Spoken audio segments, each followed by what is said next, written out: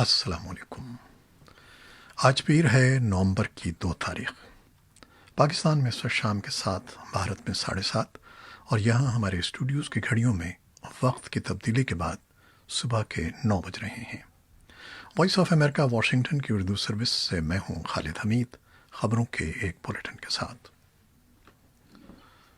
सबसे पहले हमारे पास यहाँ होने वाले इलेक्शंस से मुताल्लिक़ खबर है। अमेरिका में सदारती इंतखाबात के लिए पोलिंग 3 नवंबर को होगी, जिसके लिए सदारती उम्मीदवारों की इंतखाबी मुहिम भी आखिरी मराहिल में दाखिल हो गई है।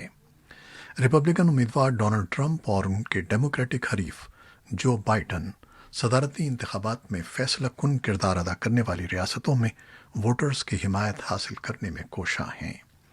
इतवार को सदर ट्रंप ने रियासत मिशिगन, जबकि जो बाइडन ने रियासत पेंसिल्वेनिया के शहर फिलाडेल्फिया में अपने हामियों से खिताब किया। मिशिगन में इंतखाबी रैली से खिताब करते हुए सदर ट्रंप ने यूरोप में कोरोना वायरस के बायस दोबारा लॉकडाउन पर तनकीद करते हुए कहा कि वो अमरीकी मईशत को किसी सूरत बंद नहीं करेंगे। जो बाइडन ने फिलाडेल्फिया में रैली से खिताब में सदर ट्रंप की कोरोना से निमटने की हिकमत अमली को एक बार फिर आड़े हाथों लिया। जो बाइडन ने अमरीकी न्यूज़ वेबसाइट एक्सियोस की एक रिपोर्ट का हवाला देते हुए कहा कि सदर ने अपने साथियों से कहा है कि वो इलेक्टोरल कॉलेज के नताज से कबल ही इलेक्शन की रात अपनी कामयाबी का ऐलान कर देंगे।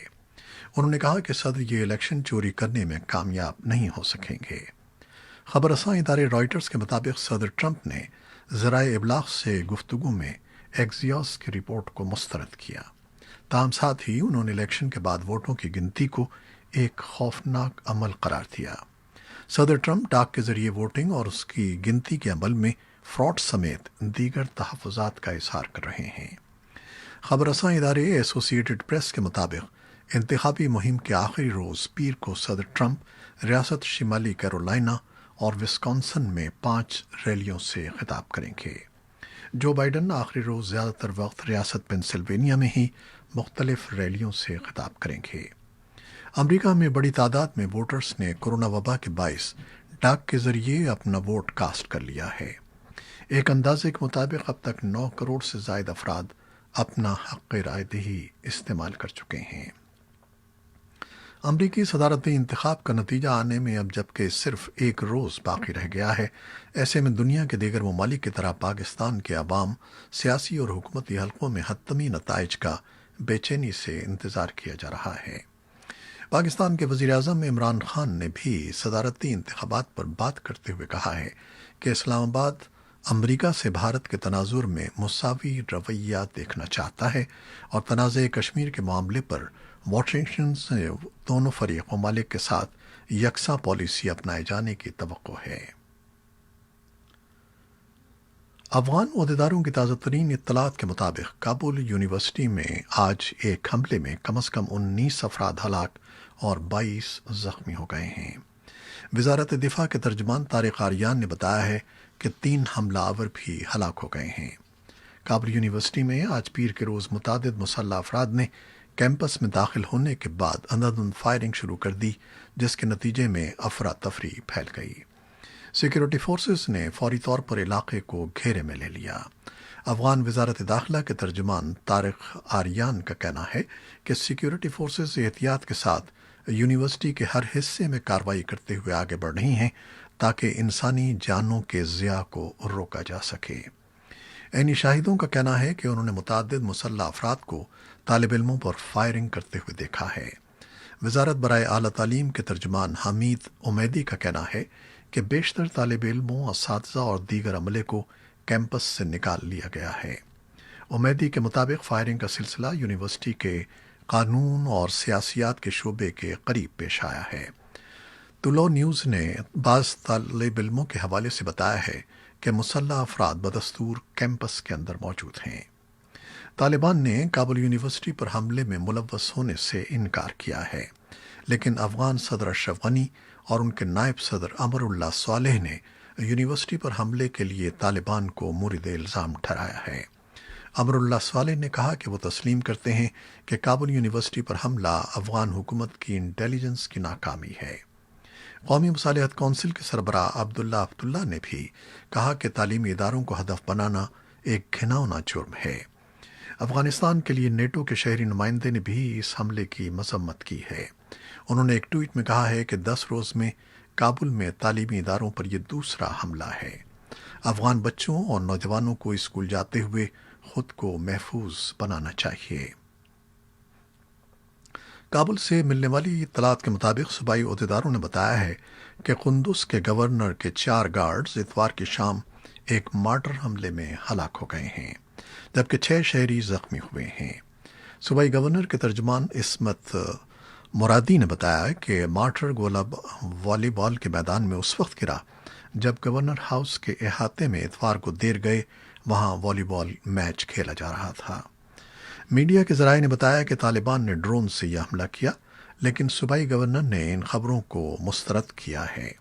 قندوز شہر میں اور آس پاس سیکیورٹی کی صورتحال پچھلے ہفتوں میں بگڑ گئی ہے۔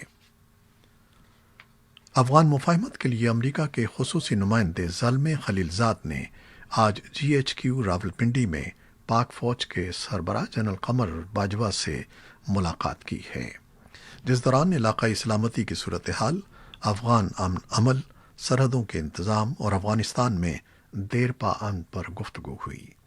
زلمے خلیلزاد نے علاقائی اور باہمی امن کے لیے سہولت کاری فراہم کرنے پر پاکستان کا شکریہ ادا کیا۔ یورپ میں کورونا کیسز کی مجموعی تعداد 1 کروڑ سے تجاوز کر گئی ہے۔ یورپ میں گزشتہ 5 ہفتوں کے دوران کیسز کی تعداد میں دگنا اضافہ ہوا ہے۔ جان ہاپکنز یونیورسٹی کے اعداد و شمار کے مطابق دنیا بھر میں کورونا وائرس سے ہلاکتوں کی تعداد 12 لاکھ سے تجاوز کر گئی ہے۔ صرف امریکہ میں 2,30,972 اموات ہوئی ہیں۔ پاکستان میں گزشتہ 24 گھنٹوں کے دوران 12 اموات اور 1,123 کیسز رپورٹ ہوئے ہیں۔ دنیا بھر میں اب تک 4 کروڑ 65 لاکھ سے زیادہ کیسز رپورٹ ہو چکے ہیں۔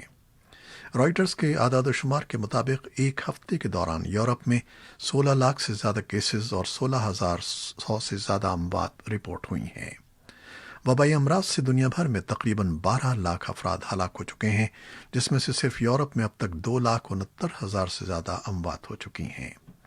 کیسز میں مسلسل اضافے کے بعد فرانس، جرمنی اور برطانیہ نے ملک بھر میں 1 ماہ کے لیے لاک ڈاؤن کا اعلان کیا ہے، جبکہ پرتگال نے جزوی لاک ڈاؤن اور اسپین اور اٹلی نے پابندیوں میں مزید سختی کی ہے۔ عالمی ادارہ صحت WHO کے سربراہ ٹیڈروس ایڈھینم گیبریسس نے کہا ہے کہ ان سے ملنے والے ایک شخص کے کورونا مثبت آنے کی وجہ سے وہ خود کو قرنطینہ کر رہے ہیں۔ انہوں نے اس بات پر زور دیا کہ ان میں کورونا کی علامات ظاہر نہیں ہوئی ہیں۔ اتوار کو ایک ٹویٹ میں WHO کے سربراہ نے کہا کہ میرا رابطہ ایک ایسے شخص سے ہوا تھا جس کا کورونا ٹیسٹ مثبت آیا تھا۔ میں ٹھیک ہوں اور مجھ میں کوئی علامات نہیں ہیں، مگر میں عالمی ادارہ صحت کے پروٹوکولز کے تحت آنے والے دنوں کے لیے خود کو قرنطینہ کر رہا ہوں اور گھر سے کام کروں گا۔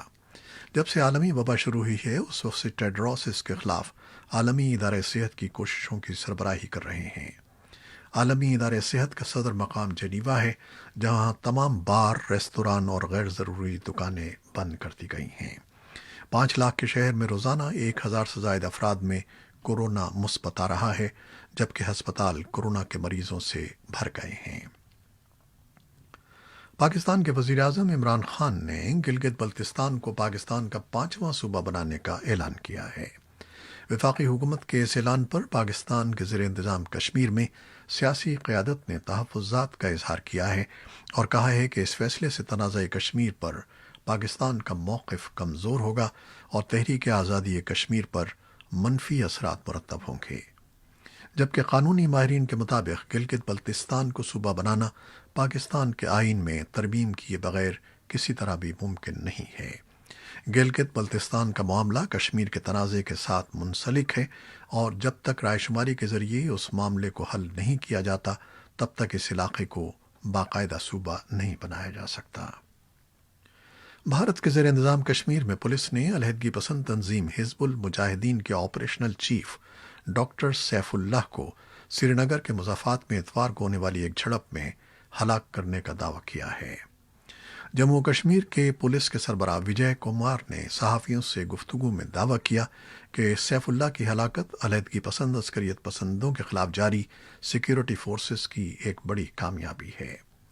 विजय कुमार का उजलत में बुलाई गई प्रेस कॉन्फ्रेंस में मजीद कहना था कि सैफुल्लाह ने रवां साल मई में रियाज नाइको की हलाकत के बाद हिजबुल मुजाहिदीन की कमान संभाली थी, जो इंतहाई मतलूब अस्करियत पसंदों में से एक और सिक्योरिटी फोर्सेस पर किए जाने वाले हमलों में मुलव्वस थे। हिजबुल मुजाहिदीन ने ताहाल पुलिस के दावे पर कोई रद्द अमल जाहिर नहीं किया है। डॉक्टर सैफुल्लाह का असली नाम सैफुल सलाम मीर था, लेकिन वो अस्करी हलकों में डॉक्टर सैफुल्लाह और गाजी हैदर के नाम से मशहूर थे। उनका ताल्लुक जनूबी कश्मीर के मलंगपुरा गांव से था और वो सन 2014 में हिजबुल मुजाहिदीन में शामिल हुए थे। पुलिस का कहना है कि गुज़श्ता 6 बरसों के दौरान सैफुल्लाह ने सिक्योरिटी फोर्सेस पर किए जाने वाले मुतादिद हमलों में हिस्सा लिया था और इसके अलावा पुलिस के बकौल सैफुल्लाह कई दहशतगर्द कार्रवाइयों में भी मुलव्वस थे।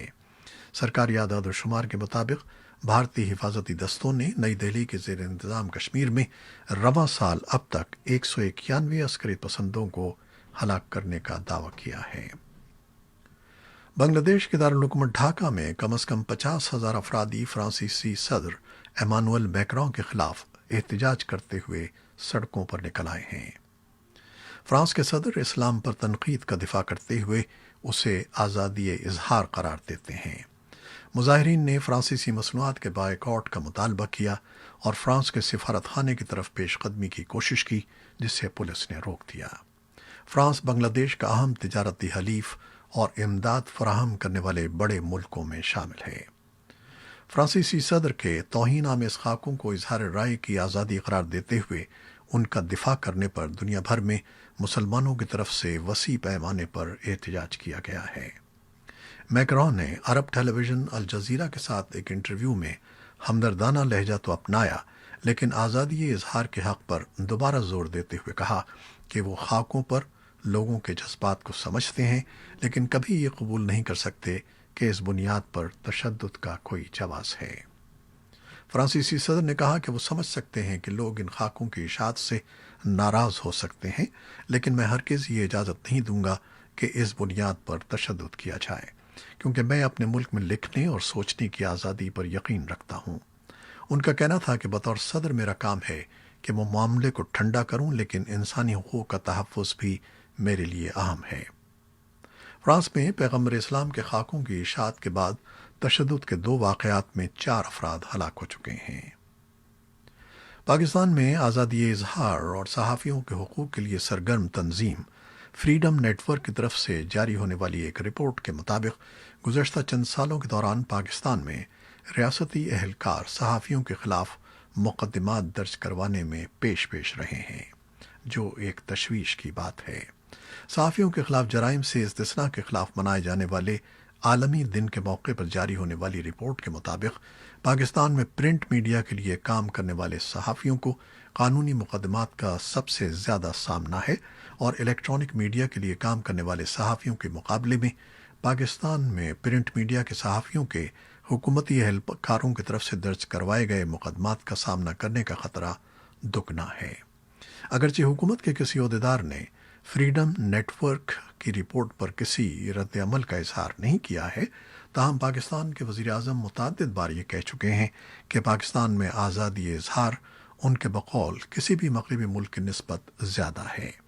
और जुमे को जर्मन अखबार डेर स्पीगल में शाया होने वाले एक इंटरव्यू में वज़ीर आज़म इमरान खान ने एक बार फिर दावा किया कि पाकिस्तान का मीडिया पूरी दुनिया के मुकाबले में ज़्यादा आज़ाद है। तुर्की के तीसरे बड़े शहर इज़मीर में जुमे को आने वाले शदीद ज़लज़ले से हलाकतों की तादाद 81 हो गई है, जबकि 1000 से ज़ायद अफराद ज़ख्मी हैं। इमारतों का मलबा हटाने और लोगों को रेस्क्यू करने का काम चौथे रोज़ भी जारी है। ये थी वो खबरें जो फेसबुक लाइव पर हमने आपके लिए पेश की। हमारी वेबसाइट और यूट्यूब पर यह बुलेटिन पोस्ट कर दिया जाता है, जिसे आप बाद में भी देख सकते हैं। खालिद हमीद को अब इजाज़त दीजिएगा। अल्लाह हाफ़िज़।